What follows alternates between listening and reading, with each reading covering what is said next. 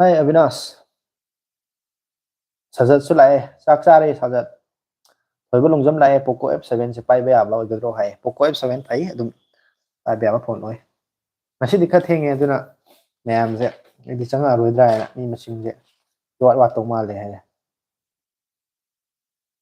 Avinash khang khang ngarang gi duni hai.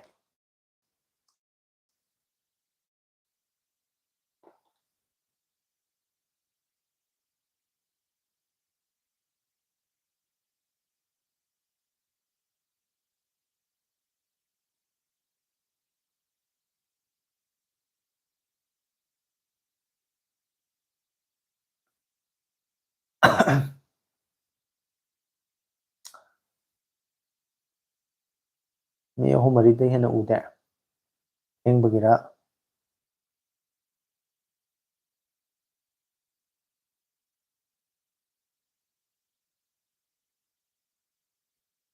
Lak piro. Yam ba hoi like mas si hengale. Like nam krabani hai. Like nam san se Avinash na sukan hai ri. Em then jarage hai. As ngasi di mana masing oin tore. Mana masing oin thong hai.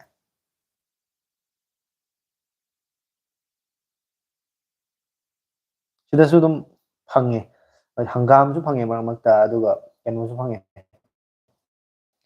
saugri do su yam amomu lem ba sawi lem da ba sawi aduga kenu gumba khogi palak gumba adagi khogi chengkruk ka haina ba aman laida adugumba adaidi khogi kari mana masing adum makal suna phange hai tare loina phange adum ya matam da always adum hojik su dum phange adum matam nai de da Realme P3 Ultra si hojik kuisalaga battery khang de hai chumbra hai sajat adudi kuisalaga battery khang da ba hai di keno tawre aina direct sinaraga aina in hand aina experience tawdabani ko madugi dumudi ai haibadu ngamro adubu keno ni sinabagi makha yam polida battery do koina phajana long lasting oina ba battery do maram sana phajana charge tawba natragana kari haini yamna overdrain tawdaba battery shock na mai maram do dum koina section adum khara pasana section sinaraga de dum thoina keno tawningai lite Rebecca kangjam good evening Rebecca yamna ngasidi yongchak singju ama nga thongba ama ironba ama tawsale kaino yamase mana kai haini nga sa chadraso hai tawthorak ko oi mathenje mina kalakna ba mathen ama yam kana hek happy marak marakta hojik chi yo nga thongba ironba hoi yare yongchak singju ga am tawsalai je marak sida paibudi nungai bro hai paibudi dum nungai ni Realme P3 Ultra yamba nungai bro kuire udaba hoi barun udaba kuire barun si yumda lekhibadagi yam nungai khra male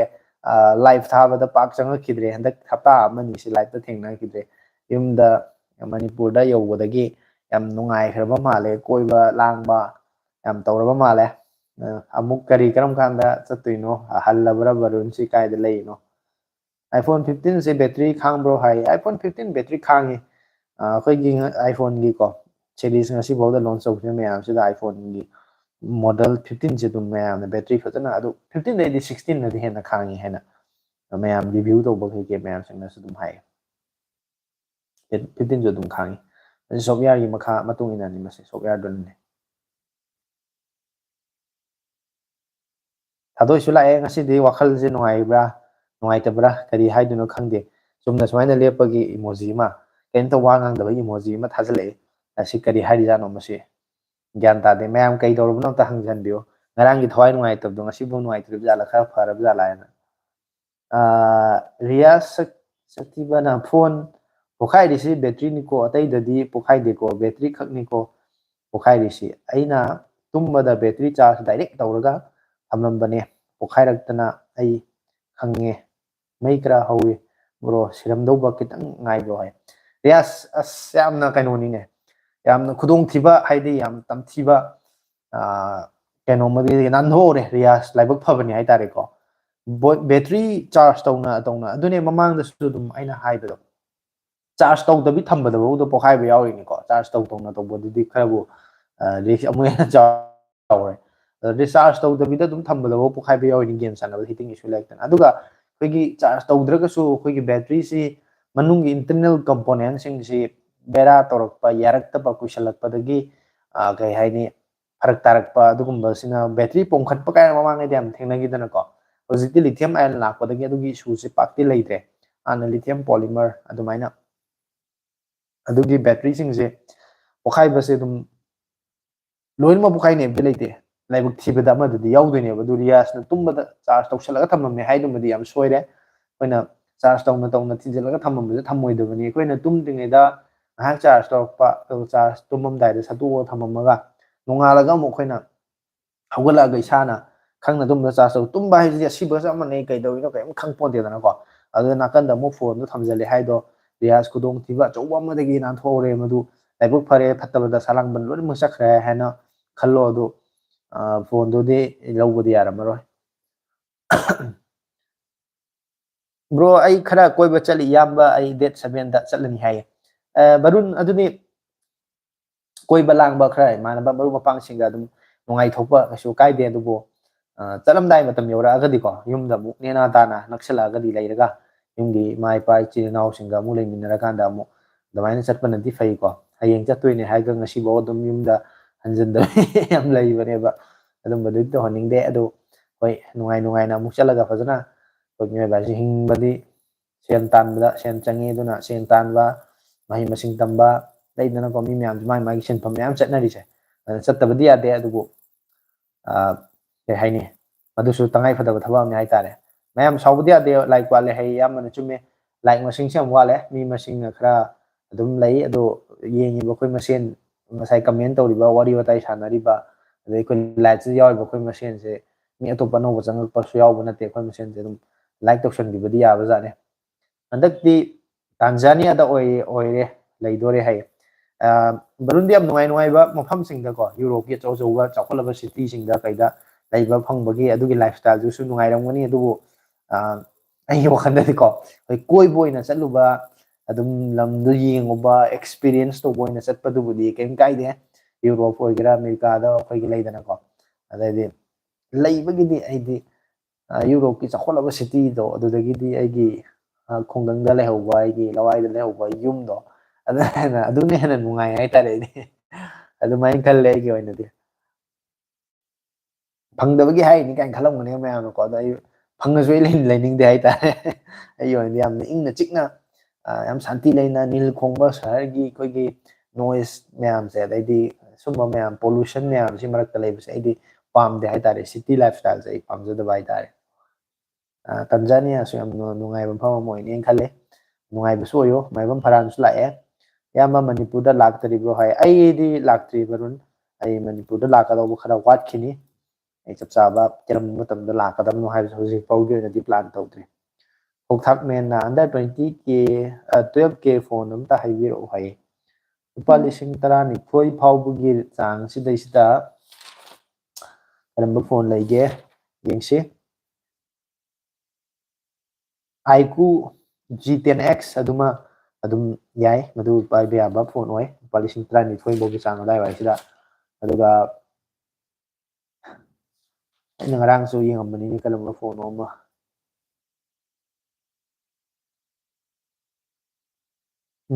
ꯑꯗꯨꯅꯗꯤ ꯈ꯭ꯋꯥꯏ ꯐꯔꯅꯤꯅ ꯈꯜꯂꯦ iQOO G10X ꯇꯣ ꯑꯗꯨꯒ ꯊꯥꯗꯣꯏꯅ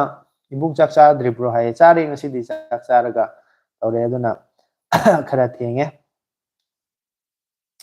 ꯏꯕꯨꯡ ꯁꯌꯥꯝ ꯀꯩ ꯃꯊꯦꯜ ꯆꯥꯔꯒꯦꯅ ꯍꯪꯉꯦ ꯑꯌꯥꯝꯕꯗ ꯑꯝꯇ ꯈꯨꯝꯕꯤꯈ꯭ꯔꯣ ꯑꯩꯕꯨꯗꯤ ꯈꯪꯉꯦ ꯃꯌꯥꯝ ꯑꯍꯥꯎ ꯑꯍꯥꯎꯕ ꯃꯊꯦꯜ ꯌꯥꯝ ꯌꯥꯎꯈꯤꯕꯅꯤ ꯉꯔꯥꯡꯗꯤ ꯑꯀꯣꯟꯕꯩ ꯅꯦꯠ ꯇꯠꯈꯤꯕꯗꯣ ꯑꯗꯨꯝ ꯂꯥꯏꯚ ꯊꯥꯈꯤꯗ꯭ꯔꯕ꯭ꯔꯣ ꯑꯀꯣꯟꯕꯩ ꯅꯦꯠ ꯇꯠꯈꯤꯕꯗꯣ ꯑꯌꯥꯝꯕ ꯂꯥꯏꯚ ꯊꯥꯒꯦꯅ ꯑꯃꯨꯛ ꯇ꯭ꯔꯥꯏ ꯇꯧꯋꯦ ꯍꯟꯖꯤꯟ ꯍꯟꯖꯤꯟ ꯑꯗꯨꯝ ꯕꯐꯔꯤꯡ ꯇꯧꯕ ꯑꯩꯈꯣꯏꯒꯤ ꯔꯤꯀꯅꯦꯛꯇꯤꯡꯒꯤ ꯑꯗꯨꯝ ꯊꯥ ꯂꯩꯕꯗꯨꯗ ꯆꯀꯠ ꯆꯀꯠ 3-4ꯔꯛ ꯁꯨꯖꯜꯂꯛꯄꯗꯨꯗ ꯑꯩ ꯑꯗꯨꯝ ꯂꯣꯏꯁꯤꯜꯂꯒꯦ ꯃꯇꯝꯁꯨ ꯊꯦꯡꯉꯦ ꯑꯗꯨꯅ ꯄꯨꯡ 12:30 ꯇꯥꯁꯜꯂꯛꯄꯗꯨꯗ ꯑꯗꯨꯝ ꯂꯣꯏꯁꯤꯟꯈ꯭ꯔꯦ ꯃꯣꯇꯣ G45ꯁꯤ ꯌꯥꯕ꯭ꯔꯣ ꯍꯥꯏ ꯃꯣꯇꯣ G45ꯇꯣ ꯌꯥꯏ ꯑꯗꯨ ꯂꯨꯄꯥ 10,000ꯒꯤ ꯔꯦꯟꯖꯇ ꯑꯗꯨꯝ ꯄꯥꯏꯕ ꯌꯥꯕ ꯐꯣꯟ ꯑꯣꯏ ꯌꯥꯝ ꯆꯨꯝꯃꯦ ꯂꯝ ꯕꯔꯨꯟ ꯍꯥꯏꯔꯛꯏꯅꯤꯀꯣ ꯂꯝ ꯌꯥꯝꯅ ꯆꯠꯂꯨꯔꯁꯨ ꯃꯅꯤꯄꯨꯔ ꯏꯝꯐꯥꯜ ꯏꯃꯥ ꯂꯩꯕꯥꯛꯇꯤ ꯑꯩꯗꯤ ꯑꯁꯨꯝ ꯅꯤꯡꯁꯤꯡꯉꯤ ꯍꯥꯏ ꯃꯥꯅꯦ ꯑꯁꯤꯗꯤ ꯑꯩꯈꯣꯏꯒꯤ ꯄꯣꯛꯅꯐꯝ ꯂꯝꯗꯝ ꯍꯥꯏꯕꯁꯦ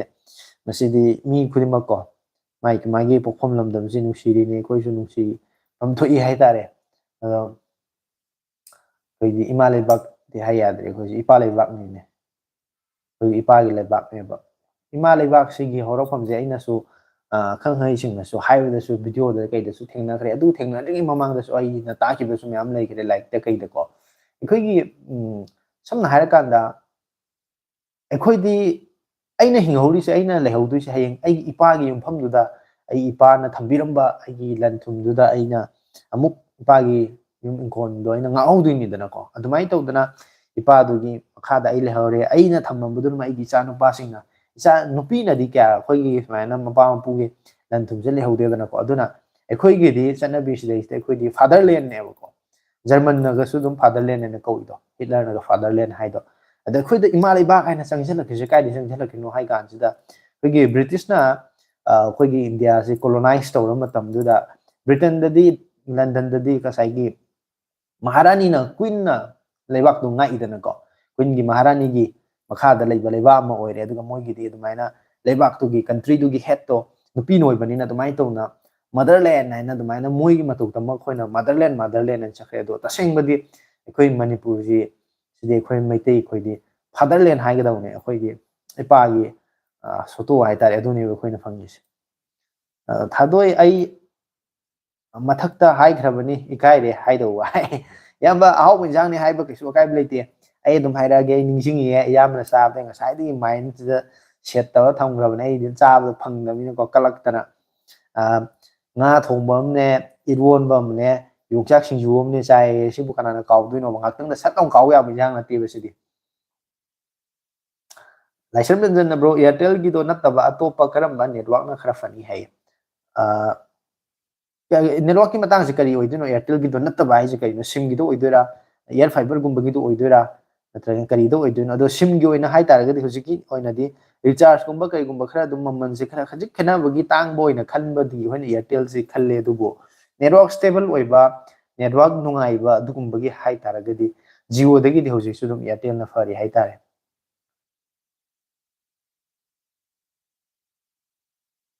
याउदे ब्रो फमुंग खरा मैना चाक ए कांग खरा कांखन खरा चाक ए अदुगा सैमसंग गुरु की बैटरी तुनी खक डायरेक्ट चार्ज दा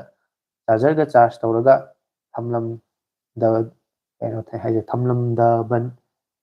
बदनी ब्रो हाइ थमलम द चार्ज तौर थमम बदने है सैमसंग गुरु की दो अदुगुम्बा फोन दो खगी तसेंग हाइ कांदा मोइदी यामना एडवांस ओइबा डिवाइस ओइद्रेदनको अदुना मोइददी साइगी बैटरी की ऑटो कट हाइतारेने चार्ज फुल लगो चार्ज थल्लकान ऑटो कट ओइबा अददी हुजिकान अनोबा बैटरी की कोइना हेल्थ मॉनिटर की कई मैम सॉफ्टवेयर मैम हप्सा लेदनको अनोबा स्मार्टफोन सिंग सिददे अदुम्बा ओइदबनिना साइगी चार्ज तो थल्लगा सो दोम कंटिन्यूस चार्जर दो नमजल लेरगदी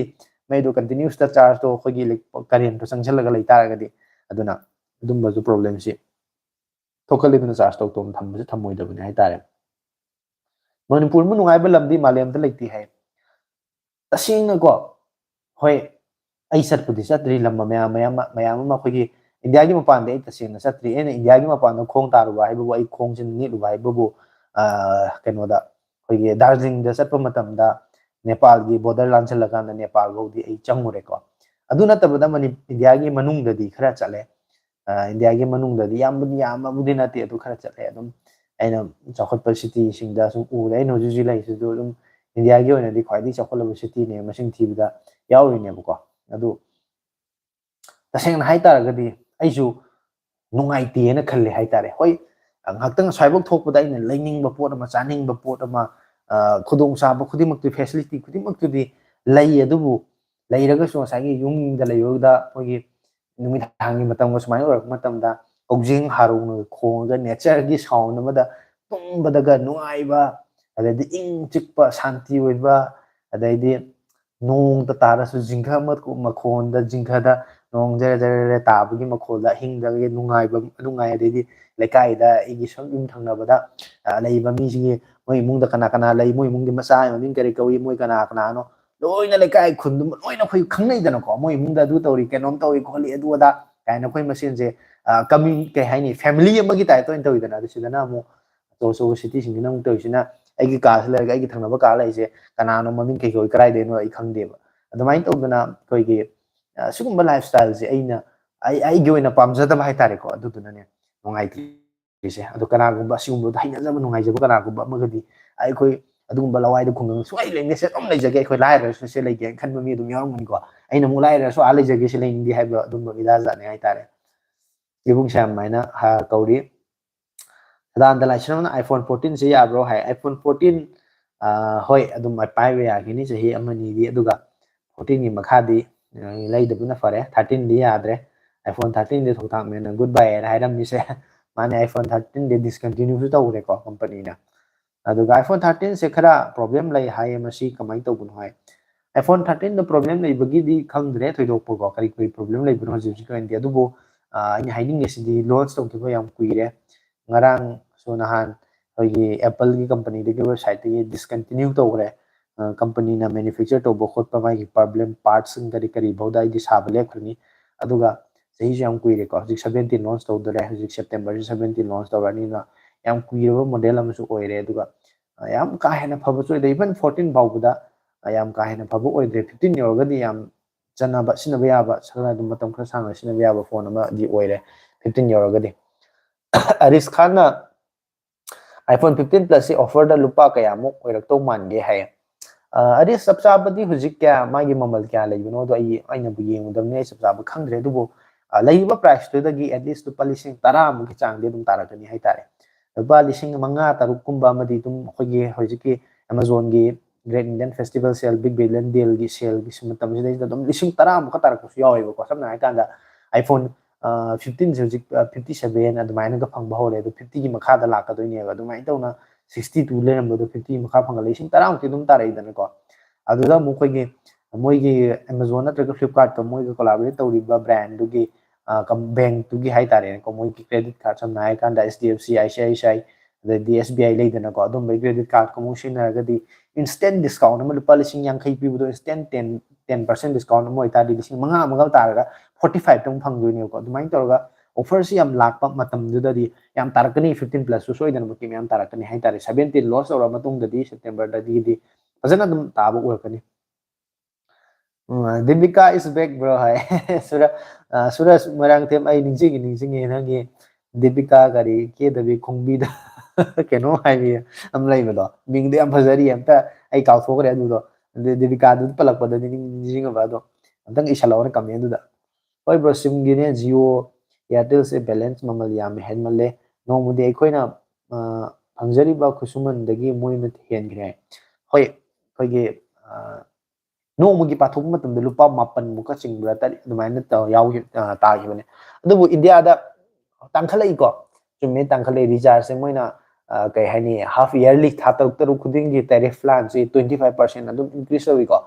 ꯑꯗꯨꯝ 25% ꯖꯤꯑꯣ ꯑꯦꯌꯥꯔꯇꯦꯜꯒꯁꯤꯅ ꯃꯣꯅꯣꯄꯣꯂꯤ ꯇꯧꯔꯒ ꯑꯗꯨꯝ ꯃꯣꯏ ꯈꯛꯇꯪ ꯉꯥꯏꯔꯕꯅꯤꯅ ꯃꯥꯔꯀꯦꯠꯁꯤꯗ ꯃꯣꯏ ꯇꯧꯅꯤꯡꯕ ꯇꯧ ꯂꯩ ꯑꯗꯨꯕꯨ ꯑꯩꯈꯣꯏꯅ ꯇꯥꯡꯉꯦ ꯍꯥꯏꯔꯤꯁꯦ ꯍꯣꯏ ꯑꯩꯈꯣꯏꯒꯤ ꯏꯟꯗꯤꯌꯥꯒꯤ ꯏꯀꯅꯃꯤꯁꯤ ꯃꯇꯨꯡ ꯏꯟꯅ ꯁꯤ ꯇꯥꯡꯕꯕꯨꯗꯤ ꯆꯤꯡꯉꯝꯒꯅꯤ ꯑꯗꯨꯕꯨ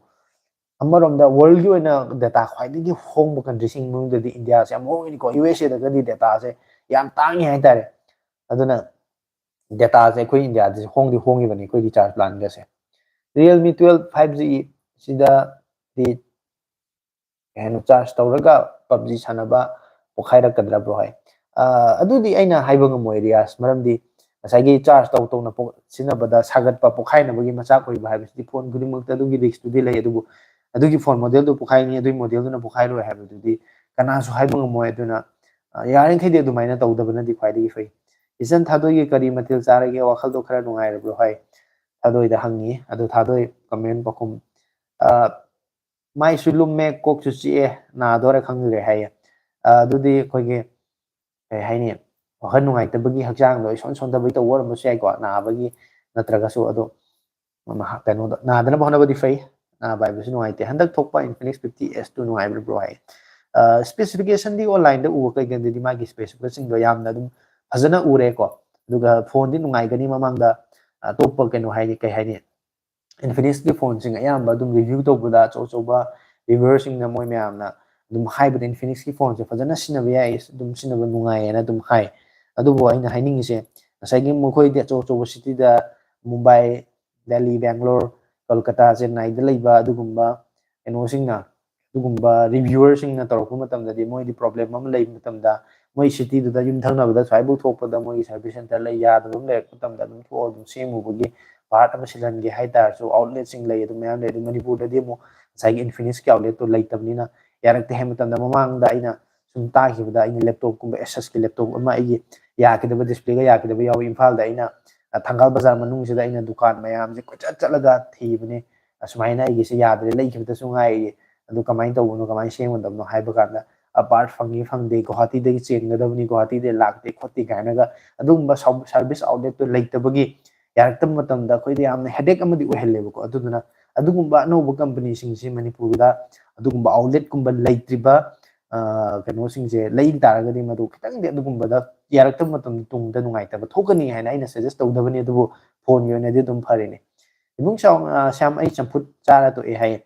champut chabase yam phai mayam su dum khangbiramuni ko ai su champut che dum chai nungti gi chai hai tari champut natragana asangba mana masing che chai aduga aikhoi gi champut chabasina kanaramisi nupi sing dadi ko ke haini complexion ji fair henba dadi skin ga yamna soft oiba dadi hakchang da sum phaba thau ke yam chabu su phate dana ko digestion da su phahanba dadi koi gi blood ga hai tari na circulation asugum da su yam phanba oile rame aduna khoi mamang ai da khoi gi pai pusingna champut charami ba aduga khoina usoi ga charami base adai khoina soijin ga na apumba khoi hai tare mayam de apumba ga laknai dana ko adu fermented oiba apumba de hai ade pum thal ba hai tare ko adu maina fermented to ngari charami ba soijin soibum ga charami bisigi kana ba khoi gi medicinal value si de hojik pithribi pumna khanga moi su kan sakhalai je takatan sakhalai je khoi meitei na sahi lising kya yo mang de gi mongoloid sing na khoi gi ke hai ni Mandarin Gangu sing china somda Thailand, Cambodia, Myanmar, som China, som Japan, the Saram Bapot, Chinjak, Manipur, so if we make days, Moigi Naksam Tianba, Mit Kuba, they Mitup Yaudaba, they quick Zin, Zimuiga, quick at the manari, but Chinjak the Sumanari, Vijay Saksa the Sumanari, even lining like one powder kitang, the manner up to Bugita, Mamma, Laivani Bukoduna. Asigumba say quite the among the Gihona, Hogi civilizations in a Saragale, but Chinjak, Hosik the man, the Kangariko. Sojin Swibunga Sabasi Kanabasi, Quigi, a hiny pregnant woman singer, Yasaba the Moy, the Yamkana oiler me, but don't a quickie mitegi, Hana the Gi, Singum Sarami, Vasiki, Belusing, say, Queen Kangana, some a pipe, how to Sara, publishing Zan, some Saba, publishing Zan, and Saba, Duga. Tijalukan, the Hosicana, no research paper may have seen the Swajin Sabaki Kanava, a they did Hawaii Sabi Kanava, and Gari Sabi Kanava, say, I don't come there, then my arms in a go, I don't know. Quick the Papa Chinjak am Sarami, some put as a me Mapam Mayam, but Zanadi was some put some putki styles, Manadi Haita, the Queen of Zanami was some putki styles, Kuchas, see the Am Papa Chinjak more me. I don't know. Complexion presenting wa, and I did a peer complexion, I don't baka pamba, no piecing ready, some put Kasakayam Saga the Naitare. Bro Samsung all phone and new phones under 20K da khwaidai phaba amta suggest to biro hai lupa lising kun bhogi manung da Samsung da khwaidai phaba hai taragadi phone je leitabani ni ko leitabani habini kaino hai ganda Samsung ja no ba phone launch to buje ji lupa lising kun bhogi range da no bu su kya tholok pa su ude duga phaba su kya leitaba moigi tawrise phone gi model gumba phajaraga de kai phajaraga da moi da ta soi baje Exynos ki processor oi busina isu phone sin nungai tabasi am yauni dubu Samsung khaktagi oina haina khallagadi atopa phone brand model sing yeng devida kari karamba phone lai ki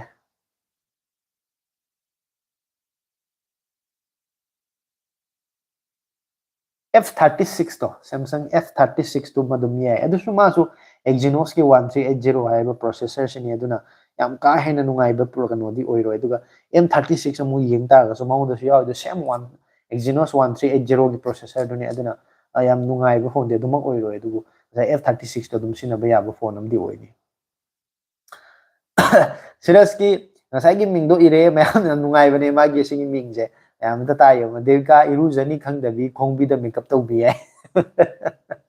masi ahan mamana live changa ko matam da sigi mingje tholaga change ba sura sai na thon deba ada ai kari no devika du do par re duga मागी mummy सुमाई थोन बोय रे भाई तारे हम नुंगाइबा केनोने हाय तारे बिजु निंगोंबम आइना comment अमा तौरमगा comment detect तौग्रे करी हाइनो उहौद्रे कमेंट जी पाजिंगे कई की खरा सु हाई लेंगेदा रो फ्लिपकार्ट तगी फोन एक्सचेंज तौबसे अखोइदा मांगजगद्रा है रियास मांगजगनी मसी अइना येंग्रेबको अइदि एक्सचेंज तौगेनी तौबने नतब मोइना कयाम यामना वैल्यू आई फोन सिगे वैल्यू से क्या याम पीबा जानो अइना पारी फोन से लुपा 50 गा निथोय दाइदा लैखेबको अदो मथंग मुकी चही ओलकपो मतमदा अनोबो मॉडल लॉन्च तौरपो मतमदा अइना मसीबु फोन सिगे वैल्यू से क्या यामना पीरिनो मोइना फंग येंगे तौगान अइगे फोन से लुपा 30 गा थोलक पाहे तारे 50 गा लैखेबतो कैसु तौद्रिबा प्रॉब्लम सु कैम लेत्रिबा करीमता प्रॉब्लम अमता लेत्रिबा फोन से को हजिक सु बा सिनारिदना 30 गा थोले अदुना खैगे माई वैल्यू दो अइना मतिक चाना ममन मतिक चाना फंगदबा हाय तारे अदुमाइना ओइगले अदुना एक्सचेंज तौबसे तौदबना हेन फै है अदुगा फोन से तुम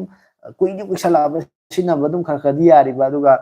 कई हाइनी याम का हेन नुंगाइत्रबा फोन गुबो ओइतारगदि दुम एक्सचेंज तौथोकेबदि कैसु काइदे नादिया हाय हेन लेरमे ब्रदर इन्फिनिक्स GT20 Pro से गेम नुंगाइते हाइना हेंग लाइ हाय कइनो मसागी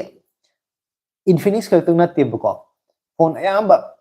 अइना ममांगदसु दum हाइबदो फोन अमा याम नुंगाइबा अखोइना फोन अमा याम का हेना नुंगाइना सिनाबा हाइबसे मसागी फोन दुदा प्रोसेसर फरेना हेता यादेबा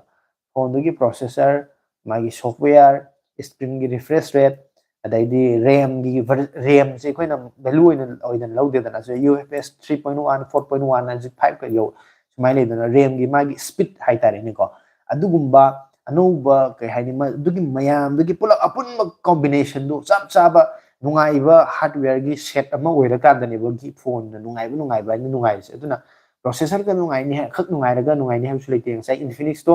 processor the specification du pharaga ngai gi ma gi software si di Samsung di UI adumaina dai di OnePlus ki numaina di nungai bo ite dana ka aduna dum base dum khara di dum thokani haitare Samsung gi A17 5G se kamdau gi bro hai Samsung gi A17 aina yengbada aina nisingbada madugi phone dugi model dugi specification sing ai chithare ai khangdre madumade haibu ngamoi dori aduga biju nungabamna yamba ai numache khujin gi dak se kokpa ngamdabra hidak amta giro hairi khujin da dak taba kamaina no dak tai sibo khogi kaine khujin mapan saba kainaga koi ngorong tholakpum leidaine adum badudi matam ina sum chakhala ga khujin ka khudum yaga dum mang hidana ko adai khogi khujin pumba kaina hairaga khogi sujalu bo khojalu bo ESC ba changmuga musinga mura dak to leido ai su khutta han torame adu phagare adu mang hidana ko karam makhan gi dak ta nu hida ka di khangdi adu adumaina tauba pot oiraga di adum phagimni da dum mahausa gi ko adum ano ba ekhoi skin hai tare ne ekhoi sa da hakchang ji dei sida koina adum iru nungti gi lujer su nura paklak bu mai tawrise nura thang ko mai tawrise ngasai gi phatta hodi amora kai paisala pasu leire adu natabida ko hakchang gi ekhoi gi cell sing hai tare ne tisu sing je sije maju sidarak pa nai ne ano bo chongkhalak pa nai ne hai tare aduna adum ba cell na sidarak ko mat do hakchang gi ekhoi gi skin jida adum pa laibadagi dum adumai orak pasu yawe ko aduna ngasai unsa si su dum sibanai tisu se ka no body generate to si budi mohot simba no mu silaka do ni adumai na sai khujin du su dum sanga ko dum hingal ko matam da adum mangi ne khale du karam dang ma khano gyan ta dre Samsung ge no ba thok pa da yenge hairi 20K fau de F36 sai yamna so haira mi F36 aina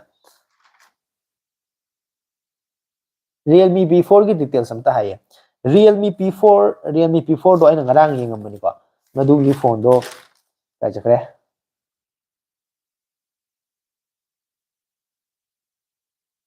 kai de igi bano ina yengi do ka kai chakre phone da hape tai na ningsing na bai ni salaga di oh sele ma ki keno se processor da MediaTek Dimensity 7400 oire ko do ga battery su yam chawe 7000 mAh 80 watt oiba 140 Hz refresh rate aduga magi stage da IP65 oire Realme P3 da ding na hanwai IP68 ko oikibene lupa lising traung ag tang August ki tang kun mangali sell haudo ini buko aduga keno store magi atai loi farakanda camera simadi karamba camera no kari sensor no hapise ma haibase chapchaba pandre aduna standa adugi phone sida dum yani khale dum pai bia bal sing traung agi sang du yam best oiba phone di oidre Realme P3 digi upgrade oiba version amadi oidre khale yo khanda ai uile ramne hairi new subscriber Rolex boy 888 dena thank you Rolex anouba subscribe to birak channel sang chalak ba bro Jio air fiber my Jio dagi offer 349 recharge tawraga free da kehna sibu pujinba yabadu TV yawrakadro hai Jio gi air fiber gi do enone recharge 349 gi do ka matam na moin offer hai na thoi do offer to di offer budi lai bane do ko aduga air fiber do install to bagi damakta install to no bai damakta bagi han bagi first ren ka haini fee ma hai tare ne ko lupa lising ani muki mea pi hojiti kya oy hongdara kharba kam ta aina pan matam da lising ani ga chani advain oy ki ko adu pi ra kan da moina ngasai gi tv gi set top box adai router adagi kano mo internet ke moina loi set no to dunia du 349 da di phangoi 349 da nate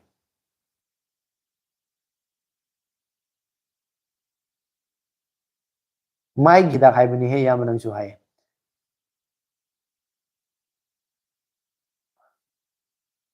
kaino yama khujin gi dak ko kwai na i khere duga ngas makha da no mai here je mai gi da hai ban he yam ba ang so hai ai di kano to diye bizu kai hai ni cream gumba taiba adai mai ngong na dak mang na ba kain to do ai di to de du nei khang di ga do sidaga dak tai se sai daga tai se dak nam lai bani sum mun ning je la ko ado ai thoi na koi di nupa ka oi ram ni na koi dum ba du kya tai na khot na ngong na ba khon ba du da do kaya di to de du pam di pam me ngong ba se ai su ngong ba se pam me ba du na da ka lai bu do manghan na ba hai de mama ngai de na ta ki de ke no marks kai lai ra ta ki adu phari de phatre ga du di khang de ko aduga adum ba du di ai no khan ai o khan da rim je dum khara maming lai ba ko company maming lai ba tang mana phai hai be wa na ta khara maming lai ba dum Oriflame gum ba ga nu bi am tong ngai na ko adum ba gi cream mo na tai na di photo male mam di maming lai ta ba brand no ba tholak ba khogi cream mathong khang da ba tai sal ro gan da skin ga chana ram da di mo adu ne hena so ngai ma cha ka di oira ka do male ai adu gi batang di khang je bo dum de bro real Samsung A36 se price siga chana bro na traga over price ro hai Samsung A36 se lupa kya leino sab sab ho jino online da kya leino na traga offline da lupa kya yo lino do khang de ni tuna A36 F36 ne ina sai hai ge wadi A36 to di khang de lupa lising gun tham ki me leibra A36 se gun tham ki me awe ga di madu chana de sadan da thank you hai sadan da Columbus su la ami Columbus su gudu bu kuire ngasi di kamen na mu theng na re bro ana ko rame Rias na kaino khang da ba roi bro ai kari no Rias ai di ta sena khang ja da bani ko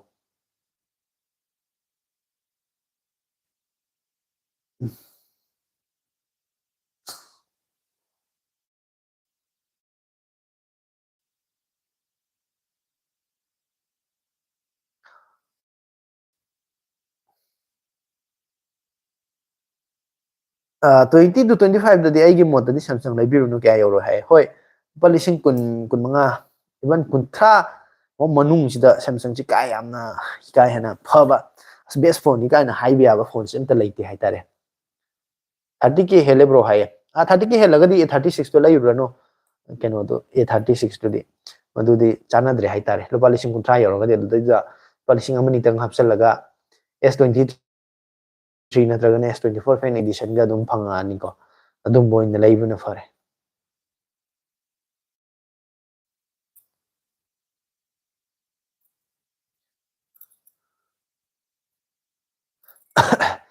mayam comment option biro comment loi khare aina pa bada aisu comment je jar jar pasan mani sai khare ji thaw yaw khare na do hojik te amu comment se kanam tro te minute lai khare ngarang su sumaina live thar ga nungai ngai da khoi gi kamaina ni haini network ya ta bindi live se mu marak tat ki de makha tan mu samda khare ki dre duna ꯖꯤꯑꯣꯒꯤ ꯅꯦꯠꯋꯥꯛꯁꯤꯗꯤ ꯀꯔꯤ ꯀꯔꯝ ꯊꯣꯛꯑꯒꯕ ꯍꯥꯏꯁꯤꯗꯤ ꯀꯅꯥꯁꯨ ꯈꯪꯕ ꯉꯝꯗꯦ ꯇꯝꯕ ꯉꯝꯗꯦ ꯑꯗꯨꯅ ꯌꯥꯔꯤꯉꯩꯁꯤꯗ ꯃꯌꯥꯝꯁꯨ ꯀꯃꯦꯟ ꯁꯠ ꯇꯧꯁꯜꯂꯛꯄ ꯑꯩꯁꯨ ꯃꯌꯥꯝꯒꯤ ꯄꯥꯎꯈꯨꯝꯁꯦ ꯁꯠ ꯄꯤꯔꯒ ꯉꯥꯏꯍꯥꯛꯇꯪ ꯇꯧꯔꯒꯁꯨ ꯅꯨꯡꯉꯥꯏꯅ ꯇꯧꯔ ꯂꯣꯏꯁꯤꯟꯕꯗꯣ ꯑꯗꯨꯅ ꯍꯦꯟꯅ ꯐꯩꯌꯦꯅ ꯈꯜꯂꯤ ꯔꯤꯌꯥꯁꯅ ꯀꯩ ꯃꯊꯦꯜ ꯆꯥꯈꯤꯃꯣ ꯍꯥꯏꯔꯦ ꯔꯤꯌꯥꯁ ꯀꯩꯅꯣ ꯇꯧꯋꯦ ꯉꯁꯤꯗꯣ ꯃꯌꯥꯟ ꯀꯩꯅꯣ ꯍꯥꯏꯇꯥꯔꯦꯅꯦ ꯃꯅꯥ ꯃꯁꯤꯡ ꯈꯔ ꯊꯣꯡꯉꯦ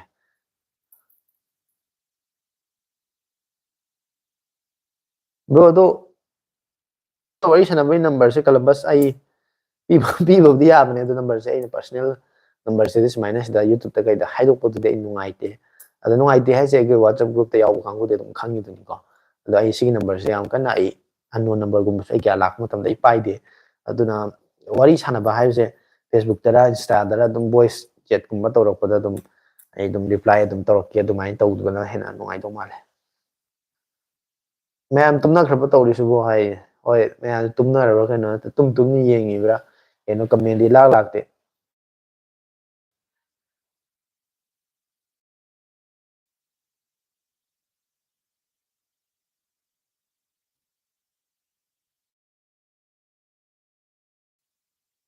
ꯁꯦꯝꯁꯪ ꯇꯦꯞ ꯑꯦ 2019ꯗꯒꯤ ꯁꯤꯖꯤꯟꯅꯔꯛꯄꯅꯤ 25ꯇ ꯂꯩꯈꯤꯕ ꯑꯗꯨꯝ ꯌꯥꯏ ꯍꯥꯏꯔꯤ ꯍꯣꯏ ꯁꯦꯝꯁꯪꯒꯤ ꯇꯦꯞꯇꯣ ꯉꯔꯥꯡ ꯅꯍꯥꯟ ꯑꯩꯉꯣꯟꯗ ꯇꯦꯞꯀꯤ ꯃꯇꯥꯡꯗ ꯇꯦꯞ ꯑꯐꯕ ꯂꯨꯄꯥ 10,000ꯃꯨꯛ ꯀꯩꯃꯨꯛꯇ ꯀꯔꯝꯕ ꯇꯦꯞ ꯂꯩ A9+ ꯍꯥꯏꯅ ꯇꯧꯕꯗ ꯂꯨꯄꯥ 10,000ꯒꯤ ꯃꯅꯨꯡꯗ ꯍꯧꯖꯤꯛ ꯐꯪꯕꯗ ꯁ꯭ꯅꯦꯞꯗ꯭ꯔꯦꯒꯟ 695 ꯌꯥꯎꯏ ꯃꯥꯗꯣ ꯑꯗꯨ ꯅꯨꯡꯉꯥꯏ ꯖꯤꯑꯣ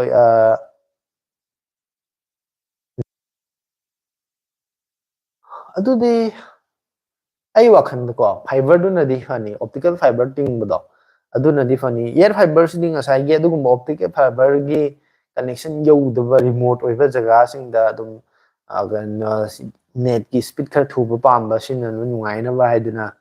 5Gꯒꯤ ꯃꯣꯕꯥꯏꯜꯒꯤ ꯅꯦꯠꯋꯥꯛꯁꯤꯗꯒꯤ ꯇꯥꯋꯔꯁꯤꯡꯗꯒꯤ ꯊꯥꯗꯣꯛꯏꯕ ꯁꯤꯒꯅꯦꯜꯁꯤꯡꯗꯒꯤ ꯐꯥꯔꯒ ꯁꯤꯖꯤꯟꯅꯕꯅꯤꯗꯅꯀꯣ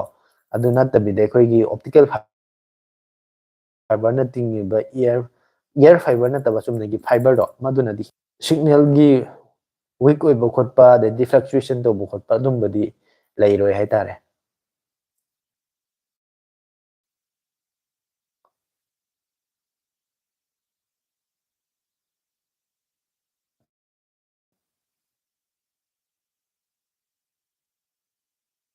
ꯕ꯭ꯔꯣ ꯂꯦꯞꯇꯣꯞꯁꯤ ꯀꯔꯤꯗ ꯀꯥꯟꯅꯒꯦ ꯍꯥꯏꯔꯤ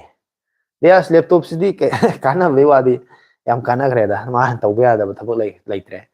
ꯀꯝꯄ꯭ꯌꯨꯇꯔ ꯍꯥꯏꯗꯨꯅꯤ ꯀꯩꯅꯣ ꯀꯩ ꯍꯥꯏꯅꯤ ꯑꯩꯈꯣꯏꯅ ꯃꯃꯥꯡꯉꯩꯗ ꯁꯤꯁꯇꯦꯝꯁꯦ ꯑꯁ ꯀꯝꯄ꯭ꯌꯨꯇꯔ ꯍꯥꯏꯁꯤꯗꯤ ꯂꯣꯏ ꯌꯥꯔꯕꯗꯤ ꯈꯜꯂꯦ ꯌꯥꯁꯨ ꯌꯥꯔꯤꯅꯦꯕꯀꯣ ꯑꯩꯅ ꯁꯤꯖꯤꯟꯅꯕꯒꯤ ꯃꯈꯥ ꯄꯣꯜꯂꯦ ꯑꯩꯅ ꯍꯩꯕꯒꯤ ꯃꯈꯥ ꯄꯣꯜꯂꯦ ꯑꯩꯅ ꯀꯃꯥꯏꯅ ꯁꯤꯖꯤꯟꯅꯩꯅꯣ ꯑꯗꯨꯒꯤ ꯃꯈꯥ ꯄꯣꯜꯂꯦ ꯍꯥꯏꯇꯥꯔꯦ ꯑꯗꯨꯅ ꯌꯥꯗꯕꯗꯤ ꯂꯩꯇꯦ ꯃꯉꯣꯟꯗ ꯑꯗꯨꯅ ꯀꯅꯥꯒꯨꯝꯕ ꯑꯃꯅ ꯏꯁꯩ ꯈꯛ ꯇꯥꯕ ꯀꯔꯤ ꯍꯥꯏꯅꯤ ꯁꯤꯃꯥ ꯈꯔ ꯌꯦꯡꯕ ꯑꯦꯛꯁꯦꯜꯗ ꯃꯥꯏꯀ꯭ꯔꯣꯁꯣꯐꯇ ꯀꯩꯗ ꯈꯔ ꯋꯥꯔꯗ ꯈꯔ ꯅꯝꯕ ꯑꯗꯒꯤ ꯗꯇꯥ ꯈꯔ ꯁꯦꯝꯕ ꯑꯗꯨꯝꯕ ꯑꯣꯏꯅ ꯁꯤꯖꯤꯟꯅꯩꯀꯣ ꯑꯗꯨ ꯀꯅꯥꯒꯨꯝꯕ ꯉꯁꯥꯏꯒꯤ ꯁꯣꯐꯋꯦꯌꯔ ꯏꯟꯖꯤꯅꯤꯌꯥꯔꯒꯨꯝꯕ ꯁꯤꯖꯤꯟꯅꯔꯗꯤ ꯑꯗꯨꯗ ꯀꯣꯗꯤꯡꯒ ꯇꯧꯔꯛꯀꯗꯣꯏꯅꯤ ꯁꯣꯐꯋꯦꯌꯔꯒ ꯁꯥꯔꯛꯀꯗꯣꯏꯅꯤ ꯂꯩꯗꯅꯀꯣ ꯒꯦꯝꯒ ꯁꯥꯔꯛꯀꯗꯣꯏꯅꯤ ꯑꯗꯩ ꯀꯅꯥꯒꯨꯝꯕ ꯗꯤꯖꯥꯏꯅꯔꯒꯨꯝꯕ ꯑꯝꯗ ꯄꯤꯔꯒꯗꯤ ꯃꯥꯅ ꯑꯗꯨꯗꯩꯗꯨꯗ ꯗꯤꯖꯥꯏꯟꯒ ꯐꯖ ꯐꯖꯕꯒ ꯇꯧꯔꯒ ꯄꯨꯊꯣꯛꯀ ꯑꯗꯨꯅ ꯑꯩꯅ ꯍꯩꯖꯕ ꯁ꯭ꯀꯤꯜ ꯑꯃꯁꯨꯡ ꯑꯩꯅ ꯁꯤꯖꯤꯟꯅꯕꯒꯤ ꯃꯈꯥ ꯌꯥꯝ ꯄꯣꯜꯂꯦ ꯑꯗꯨꯒ ꯂꯦꯞꯇꯣꯞꯁꯤꯗ ꯀꯥꯟꯅꯕꯗꯤ ꯀꯥꯟꯅꯕ ꯑꯗꯨꯛꯀꯤ ꯃꯇꯤꯛ ꯂꯩꯈ꯭ꯔꯦ ꯍꯥꯏꯇꯥꯔꯦ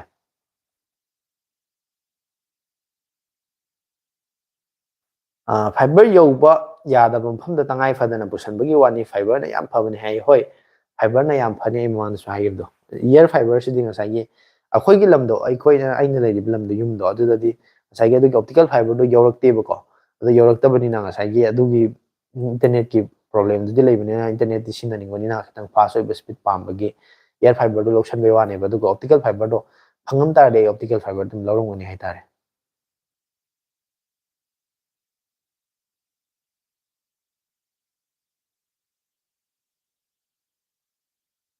ꯑꯗꯨꯝ ꯃꯌꯥꯝ ꯀꯃꯦꯟꯁꯨ ꯑꯗꯨꯝ ꯇꯧꯁꯟꯕꯤꯔꯛꯄꯁꯨ ꯑꯗꯨꯝ ꯌꯥꯎꯔꯤ ꯑꯩ ꯉꯁꯤꯗꯤ ꯂꯥꯏꯚꯁꯦ ꯈꯤꯇꯪ ꯉꯟꯅ ꯂꯣꯏꯁꯤꯟꯖꯒꯦꯅ ꯑꯩ ꯉꯁꯥꯏꯗꯒꯤꯁꯨ ꯂꯥꯏꯚ ꯇꯧꯗ꯭ꯔꯤꯉꯩꯗꯁꯨ ꯈꯟꯕꯅꯤꯀꯣ ꯊꯦꯡꯅꯕꯁꯨ ꯍꯧꯕꯗꯤ ꯍꯧꯔꯦ ꯑꯗꯣ ꯍꯧꯖꯤꯛ 40 ꯃꯤꯅꯤꯠꯁꯀꯨꯝꯕ ꯆꯠꯂꯦ ꯑꯩ ꯃꯤꯅꯤꯠ 10 ꯀꯨꯟꯃꯨꯛ ꯂꯩꯔꯀꯥꯟꯗ ꯉꯁꯤꯗꯤ ꯑꯗꯨꯝ ꯈꯤꯇꯪ ꯉꯟꯅꯁꯨ ꯂꯣꯏꯁꯤꯟꯒꯦꯅ ꯈꯜꯂꯤ ꯑꯗꯨꯅ ꯃꯌꯥꯝꯅꯁꯨ ꯀꯃꯦꯟ ꯇꯧꯒꯗꯕ ꯇꯧꯒꯦ ꯈꯟꯕ ꯂꯩꯔꯒꯗꯤ ꯑꯗꯨꯝ ꯉꯜꯂꯤꯉꯩꯗ ꯑꯗꯨꯝ ꯇꯧꯁꯟꯕꯤꯔꯛꯄ ꯑꯗꯨꯒ ꯑꯗꯨꯝ ꯅꯨꯡꯉꯥꯏꯅ ꯑꯗꯨꯝ ꯉꯥꯏꯍꯥꯛ ꯇꯧꯔꯒ ꯑꯗꯨꯒ ꯂꯣꯏꯁꯟꯅꯕꯒꯤ ꯑꯩ Bro su laptop pai bro hai. Laptop ti lai ado ai hujiki oina di sinaba aingonda hujik lai si nakta lai si di screen ya kidre screen do sem da na sina ya da lai re. Maina tawri screen se sem ba su mu mamal se ko. Paisa se yam change hai tare mamal se duna paisa pai da ni na sem ngam da lai re.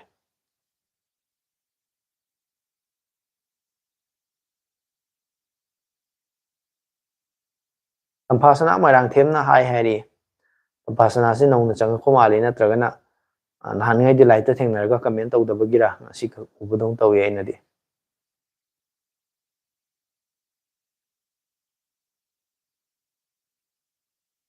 Samsung S24 Ultra iPhone 15 Pro Max lege khan bane ani sidagi bro ge hom khara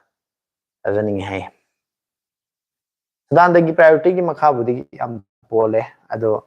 dan da sikaram mi oino haibidi phone si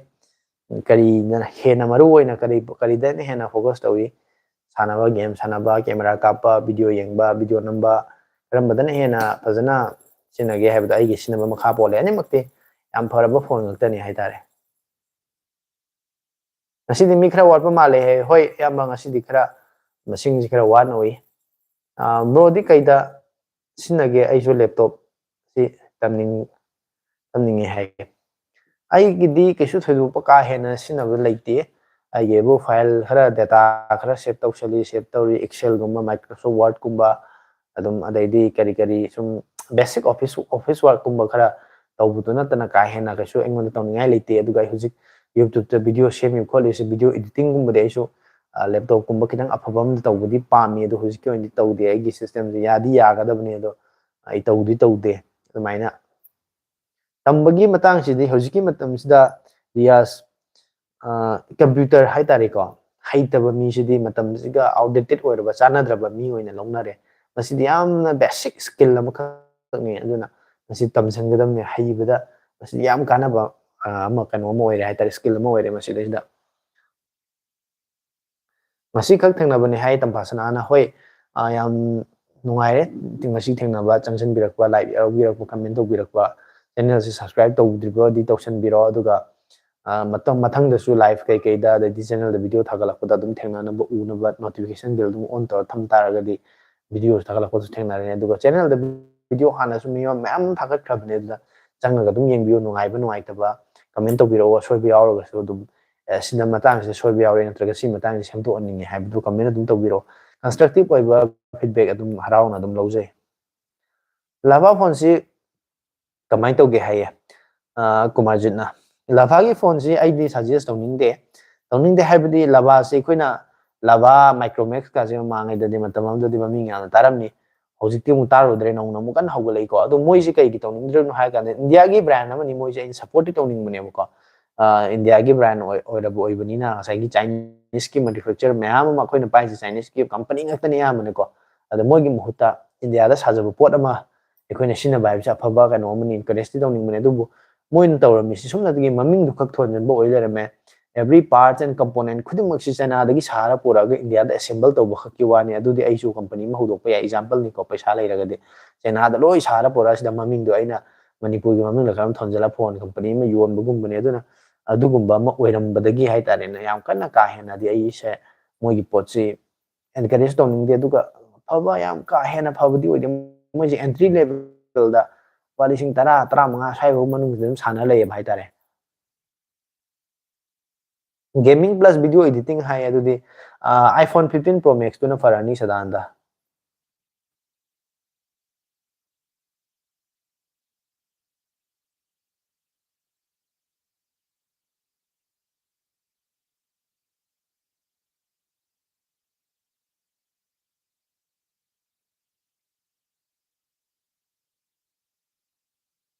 mayam comment option biro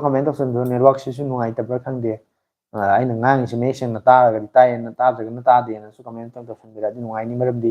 aigi phone ji da hojik aina ubda screen ji da 4G ki signal ka laire 5G di phangre duna network kitang nungai tabra man bu mai to laire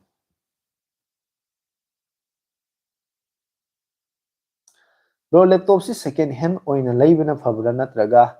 ana han do oina leibana fabra hai ꯔꯤꯌꯥꯁ ꯃꯁꯤꯗꯤ ꯑꯩꯒꯤ ꯋꯥꯈꯜꯗꯗꯤ ꯉꯝꯖꯔꯒꯗꯤ ꯂꯩꯕ ꯉꯝꯕꯒꯤ effort ꯇꯧꯕ ꯉꯝꯕ ꯑꯩꯉꯣꯟꯗ ꯑꯗꯨꯒꯤ ꯄꯩꯁꯥꯗꯣ ꯂꯩꯔꯒꯗꯤꯀꯣ ꯑꯍꯟꯕ ꯑꯣꯏꯅ ꯂꯩꯕꯅꯗꯤ ꯈ꯭ꯋꯥꯏꯗꯒꯤꯗꯤ ꯐꯔꯦ ꯁꯦꯀꯦꯟ ꯍꯦꯟ ꯂꯩꯕ ꯍꯥꯏꯁꯤꯗꯤ ꯀꯅꯥꯒꯨꯝꯕ ꯑꯃꯅ ꯁꯤꯖꯤꯟꯅꯔꯝꯃꯕ ꯄꯣꯠ ꯑꯃꯅꯤ ꯌꯥꯔꯤꯕ꯭ꯔꯥ ꯌꯥꯗ꯭ꯔꯤꯕ꯭ꯔꯥ ꯅꯠꯇ꯭ꯔꯒꯅ ꯀꯔꯤ ꯄ꯭ꯔꯣꯕ꯭ꯂꯦꯝ ꯂꯩꯕꯗ ꯌꯣꯟꯊꯔꯛꯏꯅꯣ ꯑꯗꯩꯗꯤ ꯃꯥꯅ ꯇꯁꯦꯡꯅ ꯍꯥꯏꯇꯥꯔꯒꯗꯤ ꯁꯦꯀꯦꯟ ꯍꯦꯟ ꯑꯃꯟꯕ ꯑꯃ ꯂꯩꯔꯨꯕ ꯍꯥꯏꯕꯁꯤ ꯍꯨꯔꯥꯜꯂꯒ ꯌꯣꯜꯂꯛꯄ ꯐꯥꯎꯗ ꯌꯥꯎꯔꯝꯕ ꯌꯥꯏꯀꯣ ꯑꯗꯨꯒꯨꯝꯕꯗꯣ ꯂꯩꯔꯨꯔꯒ ꯑꯩꯉꯣꯟꯗ ꯅꯨꯡꯉꯥꯏꯇꯕ ꯁꯤꯖꯤꯟꯅꯕꯗꯁꯨ ꯅꯨꯡꯉꯥꯏꯇꯕ ꯄꯣꯠ ꯑꯃ ꯑꯣꯏꯒꯗꯧ ꯁꯔꯨꯛꯄꯨꯗꯤ ꯑꯗꯨꯝ ꯑꯍꯟꯕ ꯑꯃ ꯑꯣꯏꯅ ꯑꯩꯅ ꯏꯁꯥꯅ ꯐꯥꯔꯁ ꯑꯣꯅꯔ ꯑꯃ ꯑꯣꯏꯅ ꯁꯤꯖꯤꯟꯅꯕꯗ ꯃꯗꯨꯅꯗꯤ ꯍꯦꯟꯅ ꯐꯩ ꯑꯗꯨꯕꯨ ꯀꯅꯥꯒꯨꯝꯕ ꯑꯃꯅ ꯄꯩꯁꯥꯗꯣ ꯄꯨꯊꯣꯛꯄ ꯉꯝꯗꯕ ꯑꯦꯐꯣꯔꯠ ꯇꯧꯕ ꯉꯝꯗꯕꯗꯗꯤ ꯁꯦꯀꯦꯟ ꯍꯦꯟ ꯍꯥꯏꯁꯤ ꯂꯣꯏ ꯂꯩꯅꯩ ꯉꯥꯛꯇꯅꯤ ꯑꯗꯨꯕꯨ ꯂꯩ ꯇꯥꯔꯒꯗꯤ ꯌꯥꯝ ꯆꯦꯛꯁꯤꯟꯅ ꯃꯨꯟꯅ ꯃꯗꯨꯒꯤ ꯃꯇꯥꯡꯗ ꯊꯤꯔꯒ ꯈꯪꯉꯒ ꯂꯩꯕ ꯑꯗꯨꯅꯗꯤ ꯈ꯭ꯋꯥꯏꯗꯒꯤ ꯐꯅꯤ ꯈꯜꯂꯤ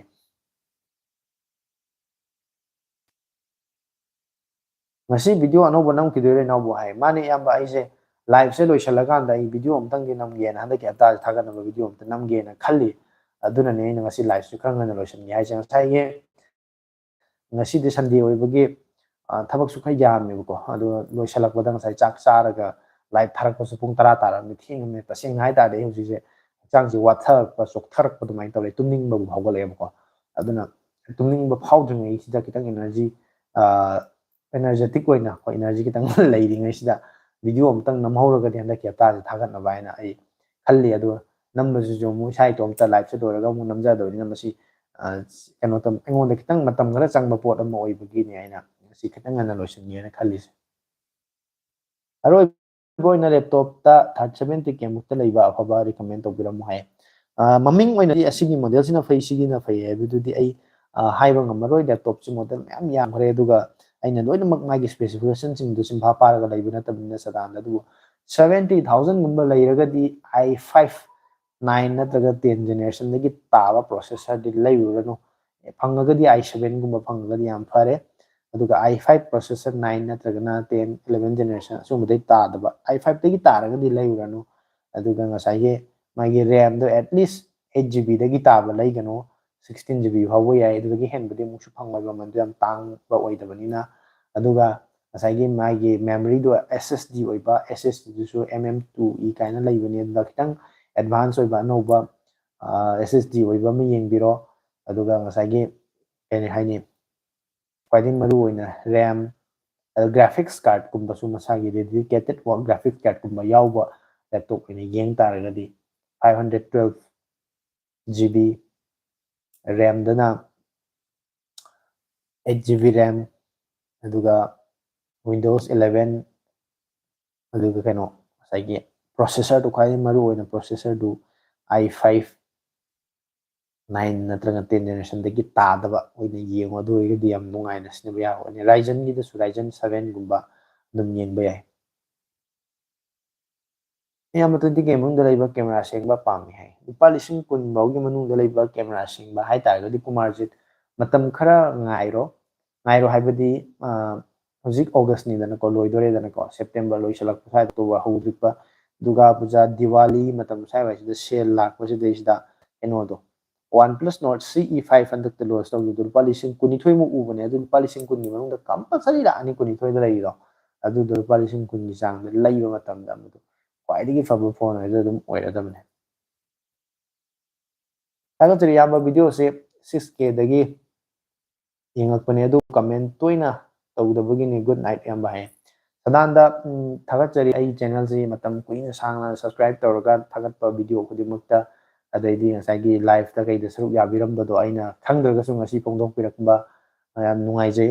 ꯃꯇꯨꯡꯗꯁꯨ ꯑꯗꯨꯝ ꯚꯤꯗꯤꯑꯣ ꯊꯥꯒꯠꯄꯗ ꯑꯗꯨꯝ ꯌꯦꯡꯕꯤꯔꯛꯑꯣ ꯃꯌꯥꯝꯅ ꯁꯞꯄꯣꯔꯠ ꯇꯧꯔꯒ ꯉꯁꯥꯏꯒꯤ ꯆꯦꯅꯦꯜꯁꯦ 6K 10K ꯑꯗꯩꯗꯤ ꯃꯌꯥꯝ ꯑꯃ ꯃꯁꯤꯡ ꯈꯔ ꯌꯥꯝꯕ ꯁꯕꯁꯀ꯭ꯔꯥꯏꯕꯔ ꯃꯁꯤꯡ ꯌꯥꯝꯕ ꯆꯦꯅꯦꯜ ꯑꯆꯧꯕ ꯑꯃ ꯑꯣꯏꯔꯛꯑꯀꯥꯟꯗ ꯑꯩꯁꯨ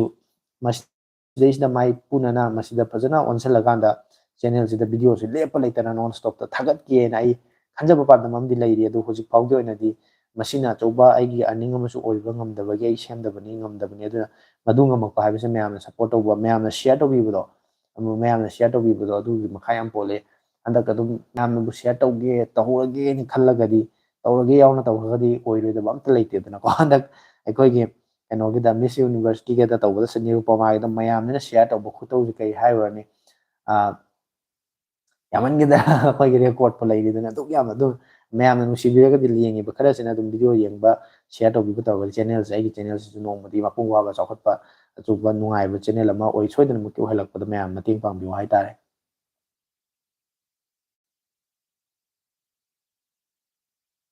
ꯏꯅꯥꯎ ꯏꯕꯨꯡꯉꯣ 11ꯗ ꯂꯣꯏꯁꯤꯜꯂꯁꯦ ꯁꯤꯁꯨ ꯃꯊꯪꯒꯤ ꯄ꯭ꯔꯣꯒ꯭ꯔꯥꯝ ꯂꯩꯕꯅꯤꯅ ꯍꯥꯏꯌꯦ ꯏꯌꯥꯝꯕ ꯍꯣꯏ ꯉꯁꯤꯁꯦ ꯑꯩ ꯈꯤꯇꯪ ꯉꯟꯅꯗꯤ ꯂꯣꯏꯁꯟꯅꯤꯡꯉꯦ ꯑꯗꯣ ꯑꯩ ꯌꯦꯡꯈꯤꯒꯦ ꯍꯧꯖꯤꯛ ꯄꯨꯡ ꯍꯣꯏ ꯄꯨꯡ 11ꯒ ꯃꯤꯅꯤꯠ 10 ꯀꯩꯃꯨꯛ ꯆꯣꯟꯊꯕ ꯌꯥꯔꯤ ꯄꯨꯡ ꯑꯃꯃꯨꯛꯇꯤ ꯍꯧꯖꯤꯛ 50 ꯃꯤꯅꯤꯠꯁꯃꯨꯛ ꯐꯥꯔꯦ ꯂꯥꯏꯚ ꯇꯧꯔꯤꯁꯦ ꯄꯨꯡ ꯑꯃꯃꯨꯛ ꯇꯧꯔꯒ ꯑꯗꯨꯗꯩ ꯍꯦꯟꯅ ꯌꯥꯝ ꯁꯥꯡꯅ ꯑꯩ ꯇꯧꯔꯔꯣꯏ ꯅꯥꯎꯕ ꯒꯦꯃꯤꯡꯅ ꯋꯦꯜꯀꯝ ꯍꯥꯏꯅ ꯊꯥꯔꯝꯃꯤ ꯇꯥꯃꯣ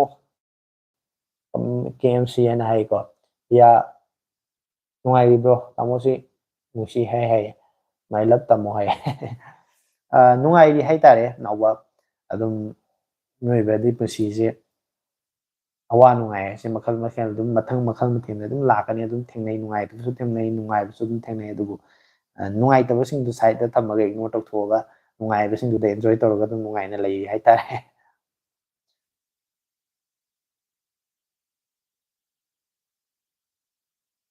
ꯁꯍꯤꯅꯥꯁ ꯄꯨꯔꯥꯏ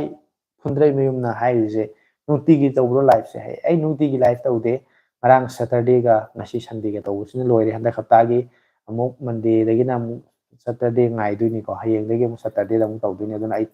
ꯍꯞꯇꯥ ꯑꯃꯗ ꯑꯅꯤꯔꯛ ꯈꯛꯇꯅꯤ ꯇꯧꯔꯤꯁꯦ ꯋꯥꯗꯅꯕ ꯅꯨꯄꯤ ꯊꯤꯔꯁꯤ ꯇꯥꯃꯣ ꯍꯥꯏ ꯊꯤꯕꯗꯤ ꯌꯥꯕꯖꯥꯠꯅꯤ ꯊꯤꯕ ꯀꯨꯏꯔꯦ ꯅꯥꯎꯕ ꯊꯤꯕ ꯀꯨꯏꯔꯦ ꯊꯤꯔꯤ ꯐꯪꯗꯕꯩ ꯋꯥ ꯇꯥꯔꯦ ꯊꯤꯕꯩ ꯋꯥꯗꯤ ꯌꯥꯝ ꯀꯨꯏꯔꯦ ꯊꯤꯕꯁꯤ ꯏꯌꯥꯝꯕꯁꯨ ꯏꯁꯩꯁꯨ ꯃꯔꯛ ꯃꯔꯛꯇ ꯇꯧꯁꯦ ꯍꯥꯏ ꯏꯁꯩꯁꯤ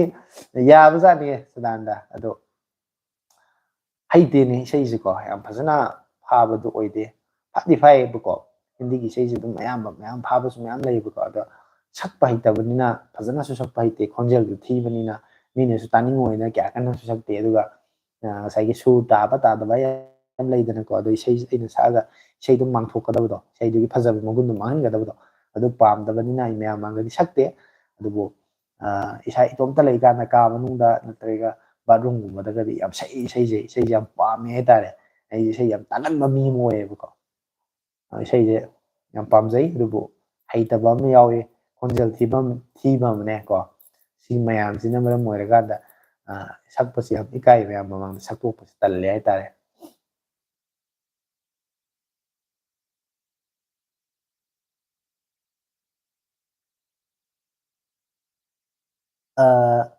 ꯁꯍꯤꯅꯥꯁꯅ ꯑꯅꯧꯕ ꯊꯦꯡꯅꯕꯅꯦ ꯍꯥꯏꯔꯤꯌꯦ ꯍꯣꯏ ꯑꯗꯨꯗꯤ ꯁꯕꯁꯀ꯭ꯔꯥꯏब ꯇꯧꯗ꯭ꯔꯤꯕ ꯑꯣꯏꯔꯒꯗꯤ ꯇꯧꯁꯜꯂꯣ ꯑꯗꯨꯒ ꯆꯦꯅꯦꯜꯁꯤꯗ ꯚꯤꯗꯤꯑꯣ ꯃꯌꯥꯝ ꯑꯃ ꯃꯃꯥꯡꯗꯩ ꯊꯥꯒꯠꯂꯕꯅꯤ ꯑꯩꯅ ꯆꯦꯅꯦꯜꯁꯤꯗ ꯚꯤꯗꯤꯑꯣ ꯊꯥꯒꯠꯂꯛꯏꯁꯤ ꯁꯨꯡꯂꯦꯞ ꯂꯦꯞꯇꯅ ꯊꯥꯒꯠꯄꯕꯨꯗꯤ ꯑꯣꯏꯗꯦ ꯃꯔꯛ ꯃꯔꯛꯇ ꯂꯠ ꯊꯥꯒꯠꯂꯛꯄꯅꯤ ꯑꯗꯨꯕꯨ ꯆꯦꯅꯦꯜꯁꯤꯗ ꯚꯤꯗꯤꯑꯣ ꯊꯥꯒꯠꯂꯛꯏꯁꯤ ꯆꯍꯤ ꯃꯁꯤꯡ ꯐꯅꯌꯥꯝ ꯌꯥꯝꯃꯕꯅꯤ ꯑꯗꯨꯅ ꯚꯤꯗꯤꯑꯣ ꯃꯌꯥꯝ ꯌꯥꯎꯔꯝꯕꯅꯤ ꯑꯩ ꯆꯦꯅꯦꯜꯁꯤꯗ ꯑꯗꯨꯅ ꯑꯃꯃꯝꯇ ꯌꯦꯡꯉꯁꯨ ꯐꯅ ꯀꯨꯏꯅ ꯌꯦꯡ ꯌꯥꯅꯤ ꯑꯗꯨꯅ ꯆꯪꯉꯒ ꯅꯨꯡꯉꯥꯏꯕ꯭ꯔꯥ ꯅꯨꯡꯉꯥꯏꯇꯕ꯭ꯔꯥ ꯑꯩꯅ ꯍꯩꯇ꯭ꯔꯤꯉꯩꯗ ꯀꯦꯃꯦꯔꯥ ꯃꯃꯥꯡ ꯊꯣꯛꯄꯗ ꯏꯀꯥꯏꯕꯒꯤ ꯑꯗꯩꯗꯤ ꯚꯤꯗꯤꯑꯣ ꯅꯝꯕ ꯍꯩꯇ꯭ꯔꯤꯉꯩꯗ ꯑꯗꯩꯗꯤ ꯌꯥꯝꯅ ꯀꯦꯃꯦꯔꯥ ꯃꯌꯦꯛ ꯁꯦꯡꯗꯕꯅ ꯅꯝꯕꯒꯤ ꯚꯤꯗꯤꯑꯣꯒ ꯑꯔꯤꯕ ꯚꯤꯗꯤꯑꯣꯒ ꯃꯌꯥꯝ ꯌꯥꯎꯔꯝꯒꯅꯤꯀꯣ ꯑꯗꯨꯝ ꯌꯦꯡꯕ ꯅꯨꯡꯉꯥꯏꯕ꯭ꯔꯥ ꯍꯥꯏꯅ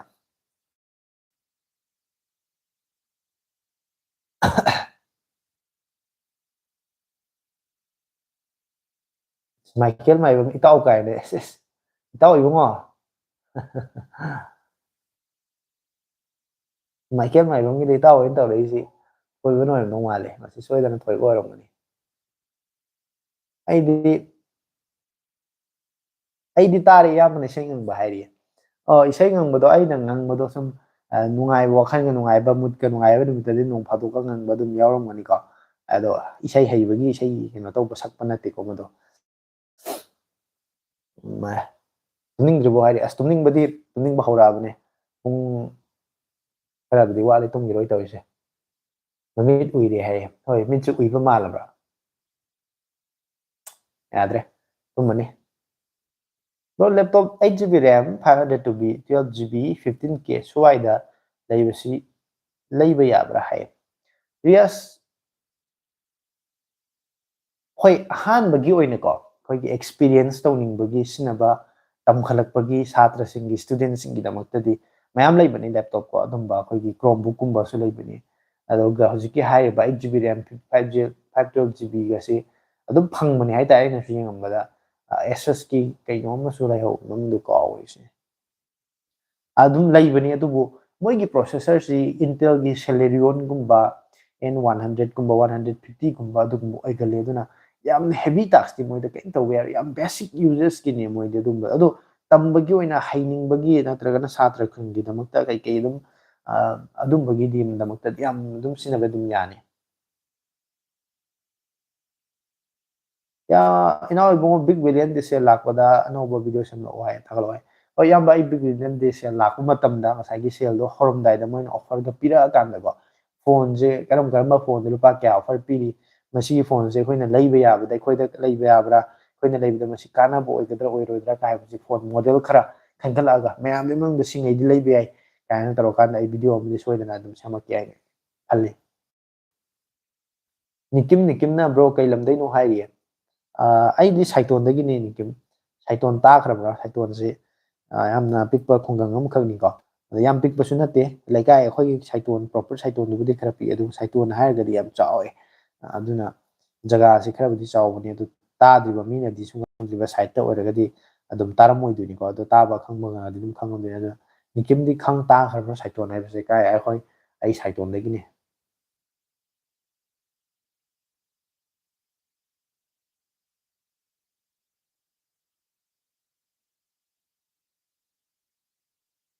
ꯒꯨꯗ ꯅꯥꯏꯠ ꯑꯣꯏꯔꯒꯦ ꯏꯅꯥꯎ ꯍꯥꯏ ꯍꯣꯏ ꯏꯌꯥꯝꯕ ꯒꯨꯗ ꯅꯥꯏꯠ ꯑꯣꯏꯔꯁꯦ ꯑꯩꯁꯨ ꯉꯥꯏꯍꯥꯛꯇꯪ ꯂꯩꯔꯗꯤ ꯂꯣꯏꯁꯤꯜꯂꯅꯤ ꯉꯥꯏꯍꯥꯛꯇꯪ ꯂꯩꯔꯗꯤ ꯍꯥꯏꯁꯦ ꯑꯩ ꯂꯣꯏꯁꯤꯟꯕ ꯌꯥꯔꯦ ꯃꯤꯅꯤꯠ 3 4 ꯌꯥꯝꯃꯕꯗ ꯍꯧꯖꯤꯛ 11:04 ꯆꯠꯂꯦ 11:10ꯗꯗꯤ ꯑꯩ ꯂꯣꯏꯁꯤꯜꯂꯒꯦ ꯍꯥꯏꯅ ꯑꯩꯁꯨ ꯄ꯭ꯂꯥꯟ ꯇꯧꯔꯤ ꯂꯣꯏꯁꯤꯜꯂꯗꯕꯅꯤ ꯃꯌꯥꯝ ꯀꯃꯦꯟꯁꯨ ꯂꯥꯛꯄ ꯃꯁꯤꯡ ꯍꯟꯊꯔꯛꯑꯦ ꯃꯤ ꯃꯁꯤꯡꯁꯨ ꯑꯗꯨꯝ ꯌꯥꯝꯕꯁꯨ ꯑꯣꯏꯗ꯭ꯔꯦ ꯑꯗꯨꯅ ꯑꯩ ꯂꯣꯏꯁꯤꯟꯕꯁꯨ ꯌꯥꯔꯦꯅ ꯈꯜꯂꯤ ꯇꯥꯏꯃꯤꯡꯁꯤꯗꯗꯤ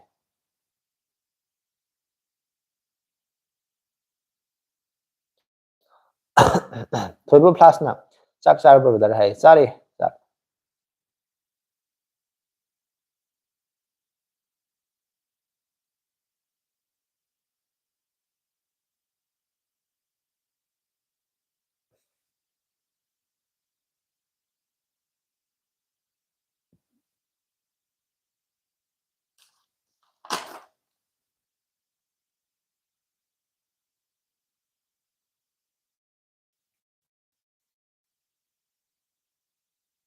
ꯃꯌꯥꯝ ꯀꯃꯦꯟ ꯇꯧꯁꯟꯕꯤꯔꯛꯑꯣ ꯑꯩ ꯌꯥꯝ ꯀꯨꯏꯅꯁꯨ ꯂꯥꯏꯚꯁꯨ ꯇꯧꯔꯔꯣꯏ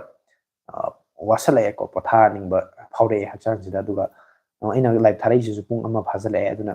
ꯃꯇꯝꯁꯨ ꯌꯥꯝ ꯇꯦꯟꯕ ꯃꯇꯝꯁꯨ ꯅꯠꯇ꯭ꯔꯦ ꯑꯗꯨꯅ ꯉꯥꯏꯍꯥꯛ ꯂꯩꯔꯒꯗꯤ ꯂꯣꯏꯁꯤꯜꯂꯒꯦꯅ ꯈꯜꯂꯤ ꯑꯗꯨꯅ ꯂꯣꯏꯁꯤꯟꯗ꯭ꯔꯤꯉꯩꯁꯤꯗ ꯃꯌꯥꯝꯅ ꯅꯨꯡꯉꯥꯏ ꯅꯨꯡꯉꯥꯏꯕ ꯀꯃꯦꯟ ꯈꯔ ꯇꯧꯁꯟꯕꯤꯔꯛꯑꯒ ꯅꯨꯡꯉꯥꯏꯅ ꯍꯔꯥꯎ ꯍꯔꯥꯎ ꯂꯣꯏꯁꯤꯟꯈꯤꯕꯗꯨ ꯄꯥꯝꯃꯦ ꯑꯗꯨꯅ ꯀꯃꯦꯟ ꯇꯧꯁꯟꯕꯤꯔꯛꯑꯣ ꯑꯗꯨꯒ ꯉꯥꯏꯍꯥꯛꯇꯪ ꯂꯩꯔꯒ ꯑꯗꯨꯝ ꯂꯣꯏꯁꯤꯟꯖꯗꯕꯅꯤ ꯕ꯭ꯔꯣ ꯂꯦꯞꯇꯣꯞꯁꯤ 15K ꯁ꯭ꯋꯥꯏꯗ ꯂꯩꯕꯁꯤ ꯅꯣꯏꯅ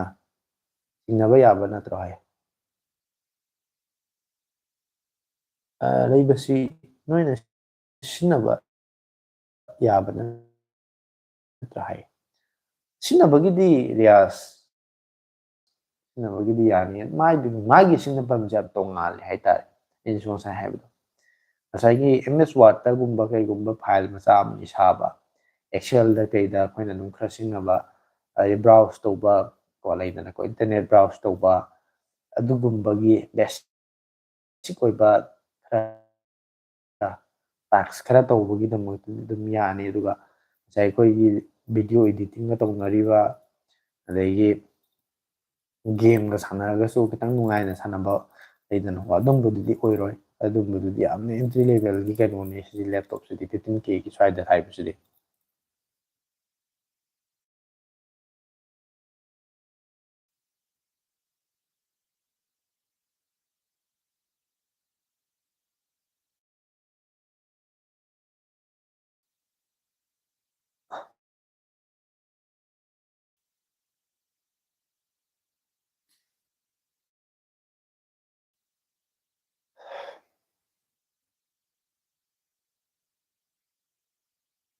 ꯃꯌꯥꯝ ꯑꯗꯨ ꯑꯩꯗꯤ ꯉꯁꯤꯒꯤ ꯑꯣꯏꯅꯗꯤ ꯈꯔ ꯉꯟꯅ 11:10ꯗ ꯍꯧꯖꯤꯛ 11:11ꯒ-minute 6 ꯆꯠꯂꯦꯀꯣ ꯄꯨꯡ 12:10 ꯑꯩ ꯂꯥꯏꯐꯁꯦ ꯂꯣꯏꯁꯤꯟꯒꯦꯅ ꯈꯜꯂꯦ ꯑꯗꯨꯅ ꯃꯌꯥꯝꯅ ꯍꯧꯖꯤꯛ ꯌꯦꯡꯕꯤꯔꯤꯕꯁꯤꯡꯅ ꯀꯃꯦꯟ ꯇꯧꯒꯗꯕ ꯍꯪꯕꯤꯒꯗꯕ ꯅꯠꯇ꯭ꯔꯒꯅ ꯀꯔꯤꯒꯨꯝꯕ ꯍꯥꯏꯅꯤꯡꯕ ꯂꯩꯔꯒꯁꯨ ꯑꯗꯨꯝ ꯍꯥꯏꯍꯧꯔꯣ ꯃꯇꯝ ꯂꯩꯔꯤꯉꯩꯁꯤꯗꯀꯣ ꯉꯥꯏꯍꯥꯛ ꯂꯩꯔꯒꯗꯤ ꯂꯥꯏꯐꯁꯦ ꯂꯣꯏꯁꯤꯜꯂꯅꯤ ꯉꯁꯤꯒꯤ ꯂꯣꯏꯁꯤꯟꯈꯤꯕꯁꯤꯅ ꯑꯩꯅ ꯌꯥꯝ ꯇꯣꯏ ꯍꯥꯏꯁꯦ ꯀꯩꯅꯣ ꯍꯥꯏ ꯀꯥꯟꯗ ꯉꯁꯤ ꯂꯣꯏꯁꯤꯟꯈꯤꯕꯁꯤꯅ ꯑꯩꯗꯤ ꯍꯌꯦꯡꯁꯨ ꯑꯃꯨꯛ ꯊꯥꯗꯧ ꯅꯠꯇꯕꯅꯤ나 ꯅꯨꯃꯤꯠ ꯈꯨꯗꯤꯡꯒꯤ ꯊꯥꯕꯁꯨ ꯅꯠꯇꯕꯅꯤꯅ ꯃꯊꯪꯒꯤ ꯊꯥꯡꯖ ꯅꯨꯃꯤꯠ ꯉꯥꯏꯅꯕꯗꯣ ꯑꯩꯉꯣꯟꯗꯁꯨ ꯅꯨꯡꯉꯥꯏꯇꯦ ꯃꯌꯥꯝꯅꯁꯨ ꯀꯩꯒꯨꯝꯕ ꯑꯃ ꯍꯪꯅꯤꯡꯕ ꯍꯥꯏꯅꯤꯡꯕ ꯑꯃ ꯂꯩꯕꯗꯣ ꯍꯞꯇꯥ ꯑꯃ ꯉꯥꯏꯔ ꯂꯩꯕ ꯍꯥꯏꯗꯣ ꯅꯨꯡꯉꯥꯏꯕ ꯑꯣꯏꯔꯣꯏ ꯑꯗꯨꯅ ꯇꯟꯖꯥ ꯆꯥꯔꯤꯉꯩꯁꯤꯗ ꯍꯥꯏꯕꯤꯅꯤꯡꯕ ꯂꯩꯕꯗꯣ ꯍꯥꯏꯕꯤꯍꯧꯔꯒꯗꯤ ꯈꯨꯗꯣꯡꯆꯥꯕꯗꯣ ꯅꯨꯡꯉꯥꯏ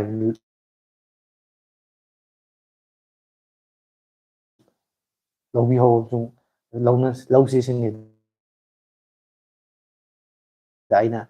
ꯂꯣꯏꯁꯤꯟꯗ꯭ꯔꯤꯉꯩꯁꯤꯗ ꯋꯥꯔꯤꯗꯨ ꯅꯨꯡꯉꯥꯏꯅ ꯇꯧꯔꯒꯗꯤ ꯂꯣꯏꯁꯤꯟꯈ꯭ꯔꯒꯗꯤ ꯍꯔꯥꯎ ꯍꯔꯥꯎ ꯂꯣꯏꯁꯤꯜꯂꯒꯗꯤ ꯑꯩꯉꯣꯟꯗꯁꯨ ꯅꯨꯡꯉꯥꯏ ꯑꯗꯨꯒꯤ ꯑꯗꯨꯝ ꯍꯥꯏꯕꯅꯦ